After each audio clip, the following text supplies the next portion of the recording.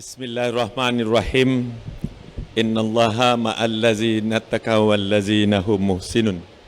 Alhamdulillahirabbil alamin. Wassalatu wassalamu ala Muhammadin asyrafil mursalin wa ala alihi wa sahbihi ajmain. Assalamualaikum warahmatullahi wabarakatuh. Dan salam sejahtera. Terima kasih Datuk Cik Alwi selaku pengacara majlis. Yang berhormat sahabat saya Datuk Tuan Ibrahim Tuan Man, Timbalan Presiden PAS Malaysia. Terima kasih dapat hadir sama Datuk Tuan. Yang amat berhormat Datuk Wan Rasdi selaku pengerusi Barisan Nasional dan Menteri Besar Pahang.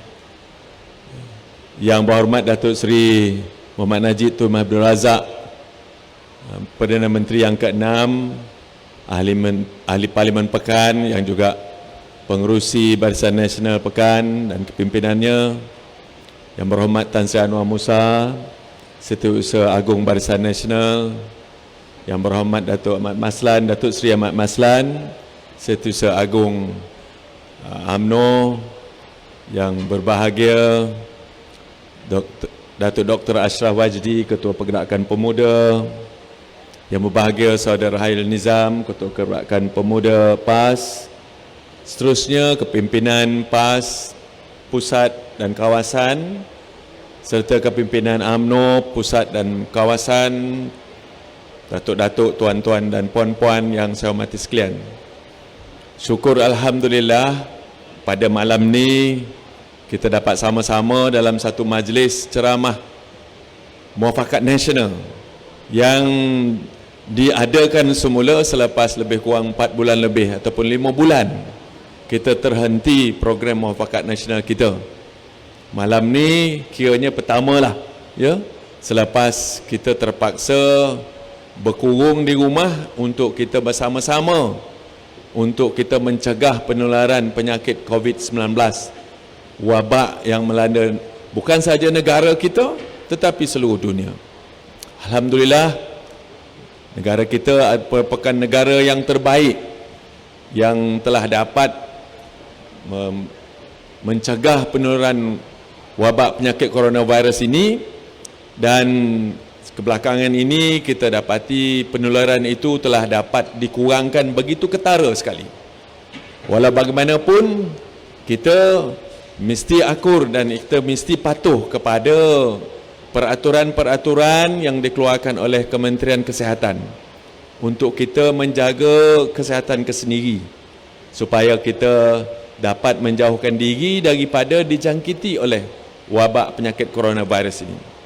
Tuan-tuan puan sekalian, hari dah lanjut dan saya pun rasa semua rakan-rakan tadi telah pun menyentuh berkenaan dengan betapa pentingnya muafakat nasional yang telah pun kita wujudkan hasil daripada pemufakatan kebersamaan kita, dan yang penting sekali lah keikhlasan kita untuk melihat supaya penduduk majoriti di negara ini, orang Melayu dan yang beragama Islam, tidak terus berpecah dan berbalah di antara satu sama lain.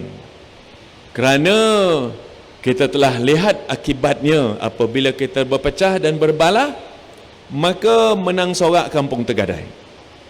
Kampung kita Tegadai, pilihan hari ke-14, jatuhlah noktah. Orang Melayu, parti Melayu yang memerdekakan negara ini tak lagi dapat mentadbir negara, tetapi ditadbir oleh parti yang mana kita telah lihat dan menerima akibat dia daripada pentadbiran mereka selama 22 bulan selepas bulan Mei 2018. Dan Alhamdulillah Tuhan Maha Kaya, Maha Besar, doa kita termakbul kerana kita dah tak sanggup lagi duduk di bawah satu kerajaan yang jelas sekali tidak mempunyai ihsan kepada orang penduduk majoriti di negara ini dan juga agama Islam sebagai agama persekutuan.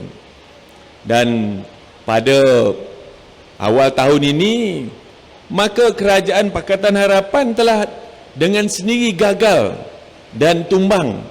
Bukan kita tumbangkan, tuan-tuan puan sekalian. Jangan dengar cakap orang kata kita yang mengkhianat, menumbangkan mereka.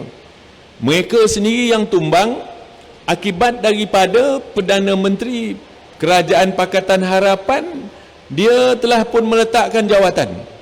Maka bila Perdana Menteri meletakkan jawatan, kabinetnya dengan secara automatik terbubar dengan sendiri. Maka kerajaan pada ketika itu terbubar juga. Dan sebagai sebuah negara yang mengamalkan demokrasi berparlimen, terpulanglah kepada pihak mana yang mempunyai keupayaan untuk mengumpulkan ahli parlimen cukup majoriti untuk menubuhkan kerajaan baru kerana kerajaan lama telah pun terbubar. Alhamdulillah, seperti kata Yang Berhormat Datuk Tuan Ibrahim tadi dan rakan-rakan, maka terwujudnya persamaan yang mana muafakat nasional yang bermula di atas asas penyatuan ummah pada awal tahun lepas telah pun dapat kita perkasakan. Dan dengan jelas sekali bahawa bila kita bermuafakat, tuan-tuan puan sekalian, kita akan menjadi kuat. Itu sebabnya orang tua-tua kata dalam bidalan orang tua-tua di Negeri Sembilan, muafakat punca selamat, sengketa punca celaka. Jadi bila kita bermuafakat bersama-sama, kita akan menjadi kuat dan selamat kita, Datuk Tuan. Tetapi apabila kita bersengketa, maka akhirnya celakalah yang akan menunggu kita. Dan maka itulah yang terjadi selama 22 bulan. Negara kita ditadbir dengan begitu rakus sehingga menyebabkan kita orang Melayu Bumi Putra di negara ini yang menjadi penduduk majoriti 70% merasa amat tidak selesa duduk dan tinggal di tanah air sendiri. Orang Islam merasa mereka terhina kerana agama kita sentiasa saja diperkotak-katikkan dengan kenyataan-kenyataan dan tindakan-tindakan provokasi yang dibuat oleh pihak pemerintah pada ketika itu. Jelas sekali bahawa kita seolah-olah berdagang di tanah air sendiri. Tetapi Alhamdulillah, selepas kerajaan Perikatan Nasional PN ini ditubuhkan di atas asas muafakat nasional, penyatuan ummah, UMNO, PAS, Barisan Nasional, dan ada pula kumpulan daripada Perikatan Nasional yang lain iaitu PBBM dan sedikit daripada PKR datang bersama-sama menubuhkan kerajaan yang hari ini amat disenangi dan kerajaan yang mendatangkan suatu rasa yang amat selesa kepada penduduk kita, terutamanya penduduk majoriti di negara ini. Itulah tuan-tuan tema kita, tema pilihan raya kecil di Chini ini, muafakat demi kestabilan. Tuan-tuan puan sekalian, kalau nak stabil mesti muafakat punca dia. Kalau keluarga mesti bermuafakat. Dalam keluarga itu mesti harmoni. Kalau tidak, keluarga pun tidak akan stabil. Masyarakat kalau tak ada muafakat, tak ada kestabilan. Begitu juga negara. Mana mungkin negara diurus dengan tidak ada kestabilan? Penduduk majoriti terasa mereka terhimpit. Penduduk majoriti negara ini 22 bulan merasa mereka terasing, tuan-tuan puan sekalian. Maka tidak ada kestabilan, dan bila tidak ada kestabilan di dalam sebuah negara, maka ekonominya akan terus merudum. Di bawah pentadbiran Barisan Nasional Datuk Seri Najib, Perdana Menteri kita pada ketika itu, 2017 ekonomi negara kita tumbuh begitu rancak, hampir 6%, 5.9%. Kedua terbaik dalam negara Asia selepas tanah besar China. Tetapi bila kita kalah pada pilihan raya ke-14 2018, tuan-tuan puan sekalian, secara tak semena-mena, ribut tidak, taufan pun tidak, tetapi ekonomi negara kita terus menggudum dan menguncup, dan perkembangan ekonomi kita amat tidak membanggakan sekali. Kerana apa? Kerana saya katakan tadi, kestabilan itu tidak wujud dan orang merasa sanksi.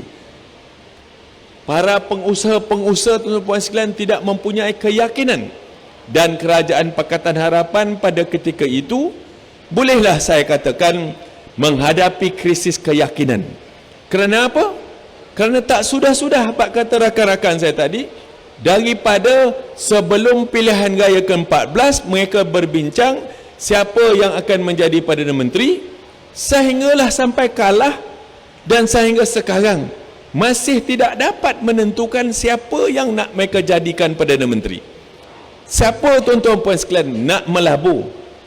Kalau kita pun mempunyai kewangan, tidak akan melabur di negara yang sentiasa saja kita sangsi tentang kestabilan politik di negara tersebut. Itu sebabnya selain daripada bergaduh dengan negara-negara lain, memusuh dengan negara-negara lain, membuat kenyataan yang menyakitkan hati, dasar luar negara yang tak menentu, dan kestabilan dalam negara tidak ada, maka itu merupakan satu resepi yang menyebabkan ekonomi negara kita jatuh menggudum. Pendapatan orang jatuh, pendapatan para petani dipotong, penoreh getah tak ada lagi bantuan, bantuan nelayan dipotong, kebajikan, bantuan kebajikan masyarakat banyak yang telah pun dipotong. Tuan-tuan puan sekalian, hutang negara bertambah. 62 tahun Barisan Nasional mentadbir negara, hutang resmi negara cuma 686 bilion. 62 tahun. Tetapi dia mentadbir negara selama 22 bulan, dia telah menambah hutang baru sebanyak hampir 140 bilion. 140 bilion hutang baru dalam masa 22 bulan mentadbir. Tuan-tuan puan sekalian, tak cukup buat hutang baru, ambil pula duit tunai daripada Petronas Datuk Seri Najib, kan? 100 lebih bilion dia ambil. Mula-mula ambil 90 bilion, tak cukup, ambil lagi. Sehingga sekarang Petronas tersadai, tuan-puan sekalian, tidak mempunyai cash yang cukup demi menghadapi pula harga minyak ataupun petroleum yang menghudum jatuh. Tak cukup ambil duit Petronas, jual pula harta-harta negara. Tabung haji dilelong, aset-aset tabung haji dilelong, ladang-ladang tabung haji dijual begitu murah-murah, aset ataupun harta daripada khazanah dijual, macam-macam, tuan-puan sekalian. Memang Allah Ta'ala nak menyelamatkan negara kita. Kalau dia terus mentadbir sehingga tahun 2023, saya tak tahu apalah akan terjadi. Kita tak tahu, tak dapat bayangkan apa yang akan jadi kepada negara kita jika kerajaan itu terus mentadbir negara kita. Alhamdulillah, agaknya kita punya masjid penuh, surau kita penuh, tuan-puan sekalian, dalam negara ini. Doa kita sentiasa saja berdoa Allah Ta'ala, doa kita termakbul, maka tersungkur kerajaan tersebut selama cuma dapat mentadbir negara 22 tahun. Itu pun kemusnahannya amat besar terhadap kestabilan negara dan ekonomi negara kita. Jadi inilah yang saya dan rakan-rakan, saya bersama-sama dengan Datuk Tuan Ibrahim, pengusi bersama Muafakat Nasional, Datuk Tuan, kan? Kita dah nak mesyuarat dah setiap minggu, tapi pasal kita ada PRK ini, kita buat minggu depan, kita buat mesyuarat. Hari Ahad ni Datuk Tuan tak dapat datang dengannya.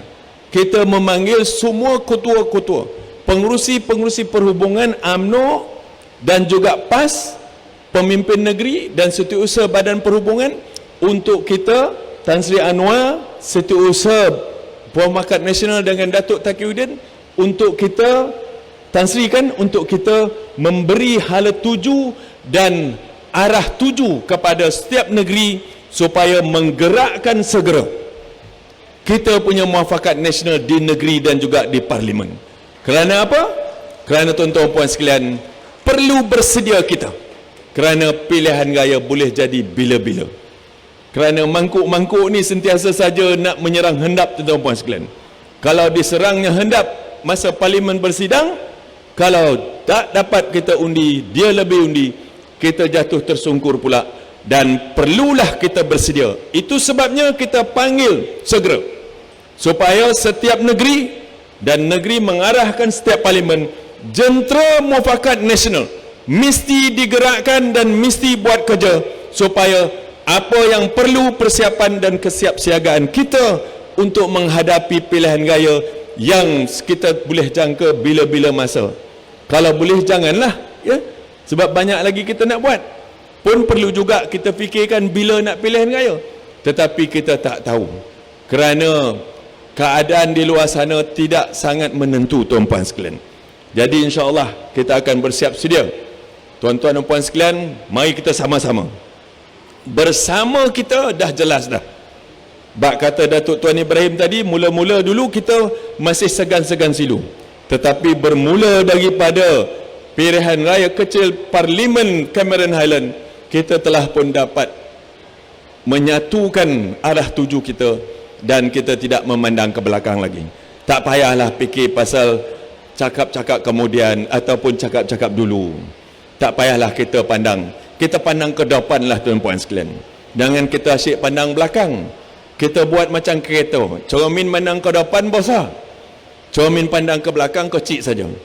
Kalau cermin pandang belakang lebih besar pada pandang depan, aksiden kita. Kita pandang depan. Ke mana nak kita bawa muafakat nasional ini? Sekarang kita dah ada pula rakan baru. Ke mana nak kita bawa? Yang pentingnya ialah supaya jangan kita menang sorak kampung tergadai. Kampung mesti kita jaga. Adat kita berkampung, kampung kita jaga. Adat kita bernegara, negara kita pertahankan. Itu sumpah kita untuk agama, bangsa dan tanah air kita, tuan-tuan dan puan-puan sekalian, insya-Allah. Jadi tak payahlah saya cakap panjang-panjang. Tuan-tuan dan puan sekalian, saya nak suruh undi pun tuan-tuan memang akan mengundi. Kalau tak undi, tuan-tuan dan puan sekalian, tuan-tuan jawablah dalam akhirat nanti. Ya? Pada 4 bulan itu, tuan-tuan dan puan sekalian, sama-sama. Yang pentingnya Dewan Undangan Negeri Chini ini banyak pengundi yang duduk di luar, yang dikategorikan sebagai pengundi luar. Kalau ada anak-anak buah, anak adik beradik ke, minta dia orang balik.